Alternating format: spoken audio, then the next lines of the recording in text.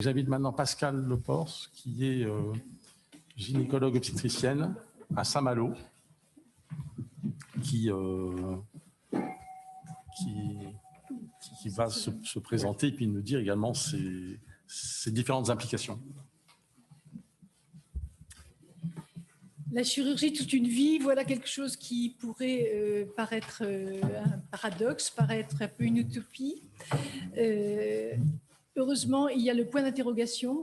Le titre pourrait être provocateur, mais il y a le point d'interrogation parce qu'effectivement, on se rend compte par des signaux faibles que je vais renforcer et qui sont concordants avec ceux du CNOM, que différentes questions se posent et que finalement, c'est un ensemble de données, d'expériences vécues et qui manque de regroupement des données pour faire un vrai constat et partir de là pour améliorer la formation et voir comment on peut améliorer les choses. On voit que déjà en 2006, le tout chirurgie et rien autour était considéré comme un défaut.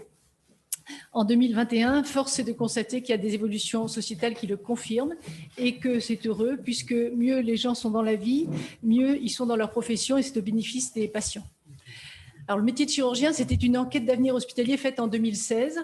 Et là, en une dizaine de jours, on avait eu 500 réponses. C'était auprès des hospitaliers, mais vocation très forte, ça confirme ce qui a été dit par les étudiants.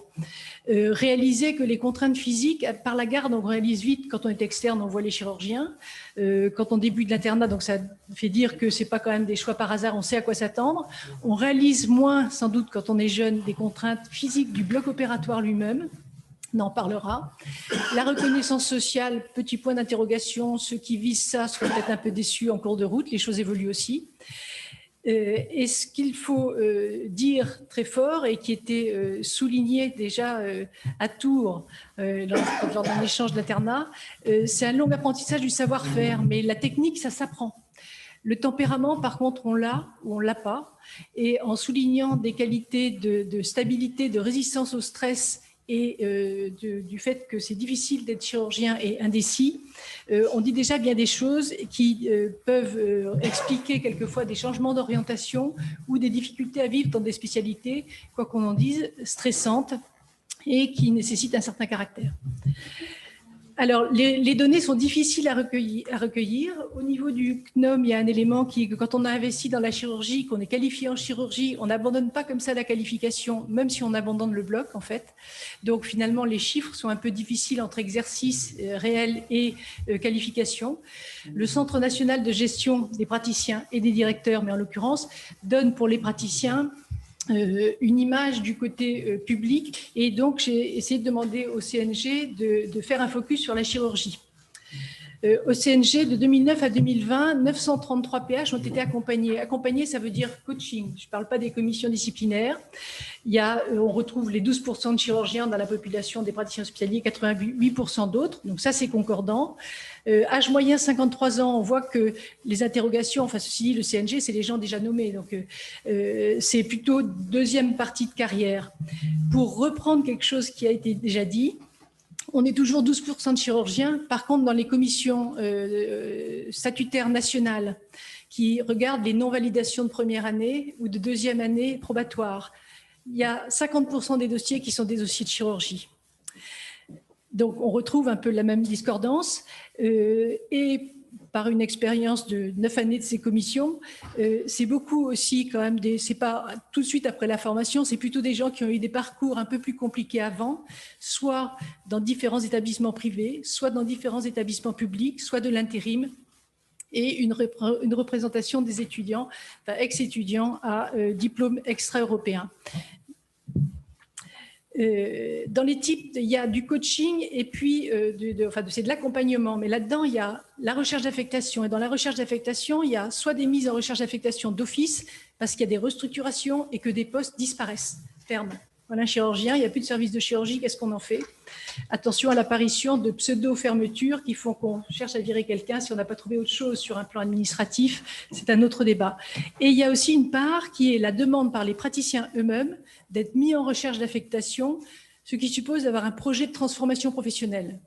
On voit par exemple, il y a plusieurs chirurgiens qui donc disent, bon la chirurgie, moi je ne veux plus, le statut de praticien offre cette possibilité de demander la mise en recherche d'affectation sous réserve d'avoir un projet et par exemple c'est médecine du travail. C'est voilà, donc exploitation quand même de qualité de praticien de terrain avec une réorientation. Le reste, hors recherche d'affectation, c'est plus le coaching. C'est grosso modo les chirurgiens qui ont quand même un problème et qui trouvent un service de coaching pour venir discuter des alternatives, de ce qui va, de ce qui ne va pas, remise en selle, évolution intra-spécialité ou autre évolution. Femmes-hommes, j'ai mis de l'écriture inclusive que je n'aime pas du tout. J'avais peur de faire has-been sinon, mais voilà.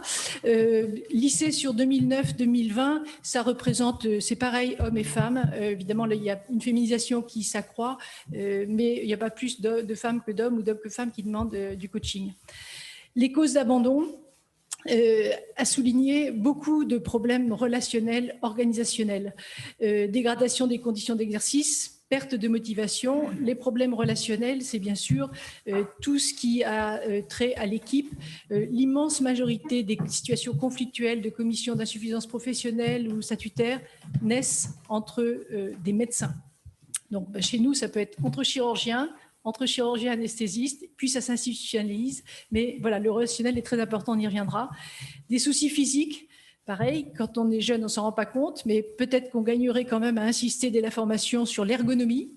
C'est-à-dire qu'effectivement, quand on est un vieux chirurgien, on a son expérience, on a l'expérience des jeunes qui arrivent et qui prennent 10 ans tous les 10 ans aussi. Voilà, donc par exemple, pour ne citer qu'un exemple, puisque je suis aussi chirurgien gynéco, la cœlioscopie, c'est très bien, au départ pas de problème, puis les douleurs un peu partout, les tendinites, bref, l'ergonomie, puisque ce travail a été fait avec une médecin du travail, quelque chose à inclure et qui n'est pas peanuts dans les problèmes rencontrés au cours de la carrière. Soucis médico-légaux, on connaît. Il y a aussi, apparaissent plus des vraies demandes de changement d'orientation, de faire autre chose, donc dans les consultations de coaching, un peu assez de l'exercice. Les typologies de sortie, je passe assez rapidement. Il y a grosso modo les problèmes relationnels qui font qu'on change de service ou on change d'établissement, où on se repositionne vers la fonction publique d'État ou territoriale. Il y a les ARS, il y a les postes dans les DGOS, etc. Il y a aussi les disponibilités pour convenance personnelle. Là-dedans, il y a aussi le filet de sécurité que représente la disponibilité avant de réfléchir à un passage en privé, en libéral. Voilà. Et en fin de carrière, disponibilité d'office, congé de longue maladie, retraite. Il y a aussi des cas qui sont ce qui peut arriver à un conjoint. Et par exemple, le décès d'un conjoint et la difficulté à exercer ce métier très prenant de chirurgie quand on se retrouve seul. Alors, la chirurgie au fil des années, je ne reviens pas sur l'internat et le droit au remords avec des fautes.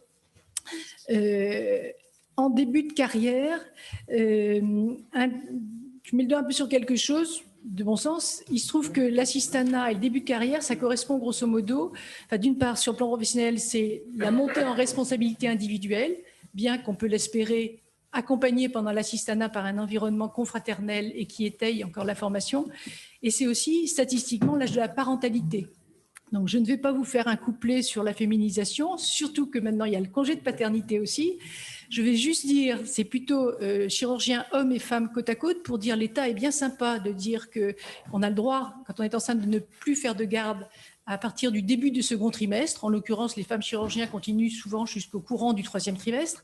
Mais ce serait sympa d'y mettre les moyens, c'est-à-dire de compléter la liste de garde. Ça éviterait bien des sourires de travers et bien des débuts de conflits. Donc voilà, c'est bien d'organiser les choses, de prendre en compte les choses, mais c'est encore mieux quand simplement le jeter, on donne les moyens de faire mieux. Entre début et milieu de carrière, sur un peu comme sur l'enquête là, sur les internes, je vous incite à regarder 2 thèses à 17 ans d'écart. Une thèse d'Isabella Chanavaz-Lacheret qui avait interrogé en fait des femmes gynécologues obstétriciens, assistanat, fin d'internat, début d'assistanat. Et une thèse qu'elle a fait refaire 17 ans plus tard par Pauline Breteau, les mêmes réinterrogées 17 ans plus tard. C'est extrêmement intéressant, on pourrait faire encore 20 ans après. Et il y a quand même effectivement des évolutions qui sont essentiellement liées. Il y a quand même une majorité qui continue à faire ce qu'elle voulait faire, que ce soit garde obstétrique, chirurgie, etc. Il y en a quand même une part non négligeable qui correspond au métier dans la vie et des évolutions indispensables. En milieu de carrière, grosso modo, c'est oui, ça me plaît. Est-ce que je continue quand même encore 20 ans à ce rythme-là ? c'est-à-dire oui, c'est bien. C'est un peu on a à la fois la formation suffisamment récente, l'expérience importante. Physiquement, ça commence à faire à la cinquantaine là. Est-ce que je continue encore comme ça jusqu'à la retraite ou est-ce que je regarde si une sous-spécialité, une adaptation, une articulation particulière pour les orthopédistes, voilà. Est-ce qu'on s'adapte? Donc c'est ça les interrogations. Et fin de carrière, l'adaptabilité. Ben oui, il faut ne pas être imperméable à l'évolution des techniques. La garde, objectivement, je suis praticien en périphérique, objectivement, au-delà de 60 ans, la garde, ça commence quand même à être un peu compliqué. Statutairement, on a le droit de demander, mais ce n'est pas forcément accepté, l'arrêt de la garde. Il y a toujours le nombre dans la garde. Les conflits, j'ai mis une petite étoile parce que ce qui apparaît très récemment, et attention pour la formation, c'est des conflits générationnels. C'est-à-dire que moi, je suis arrivée à une époque où, à la fois, effectivement, on était content de la formation qu'on avait reçue et on écoutait l'expérience, les astuces des vieux renards. Là, depuis 2-3 ans, apparaissent au CNG dans les conflits des histoires de groupes de jeunes enfin, voilà, vraiment des trucs intergénérationnels. Donc attention à garder un bon équilibre avec des gens qui sortent de la formation très contents, très forts de l'évidence-based médecine, des nouveautés acquises, etc. Mais à laisser une part sur l'expérience qui n'est pas non plus pinesse. La vérité est au milieu et quand on a fait toute une carrière, on sait qu'il y a des allers-retours sur les indications, sur les choses, etc. C'est quelque chose ça, de pointer.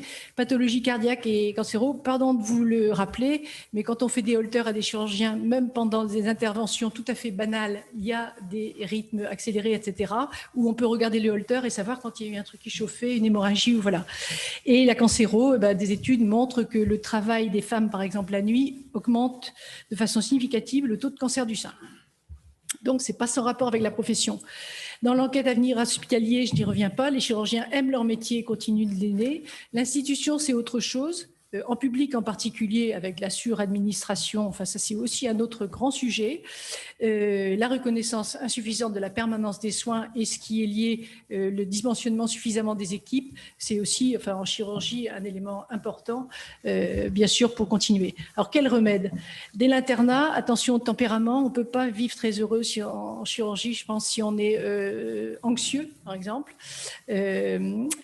La sensibilisation au travail en équipe, ce n'est pas un vain mot dans l'air du temps. Je dirais que, tout à l'heure, est-ce qu'un chirurgien a besoin d'avoir du caractère? Je dirais plutôt qu'il faut peut-être une main de fer dans un gant de velours. C'est-à-dire qu'une main de fer, c'est quand même, pour faire de la chirurgie, il faut quand même de la rigueur. Donc, il faut quand même mener correctement les gens, leur demander un travail bien. Dans une main de velours, parce que par contre, il ne faut pas que ce soit explosif. Il est nécessaire que ce soit une autorité naturelle par le respect et la qualité et pas par des cris, etc. Donc, si, oui, il faut du tempérament, mais il faut sensibiliser grandement et dès le départ au travail en équipe. Ce n'est pas non plus se taper dans le dos. Les usagers n'aiment pas ça et ce n'est pas comme ça que ça marche. C'est plutôt la main de fer dans un gant de velours. Durant la carrière, les temps d'échange. Bon, ça aussi, ça paraît un peu une banalité. Je cite un point particulier parce que c'est Hélène Béringuier, donc la médecin du travail, avec laquelle nous avons fait une enquête auprès des médecins du travail. Il n'y a pas eu beaucoup de réponses, c'était pendant la Covid, etc. C'était un peu compliqué. Mais on a copié, enfin, on a calqué la gestion du risque en médecine et en chirurgie en particulier sur l'aéronautique. Or, il tire beaucoup plus du presque accident que de l'accident qui pour nous est la RMM. Pourquoi? Le presque accident, c'est un débriefing entre pairs. C'est-à-dire que là, pour nous, ce serait un débriefing entre chirurgiens ou entre chirurgiens et anesthésistes.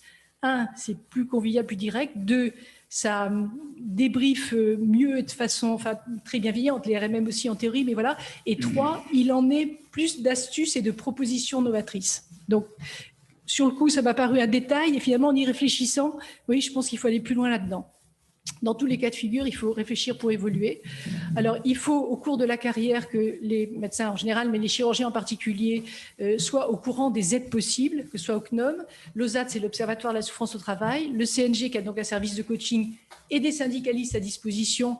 Au CNG, c'est une section chirurgie, donc c'est en l'occurrence une mission d'aide aux chirurgiens, toutes disciplines confondues. Il y a des représentants de toutes les disciplines, donc ça permet d'approcher de la vérité et d'aider les gens.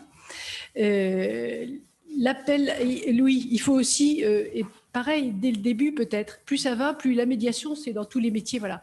Prendre une culture de la médiation, en tout cas de la résolution de conflits, pour qu'elle apparaisse de façon précoce. C'est très idiot. Les conflits naissent vraiment entre médecins et se développent et arrivent à des situations inextricables, des dossiers terribles. Donc, sans être voilà, trop doux, il faut quand même avoir ces solutions de résolution de conflits.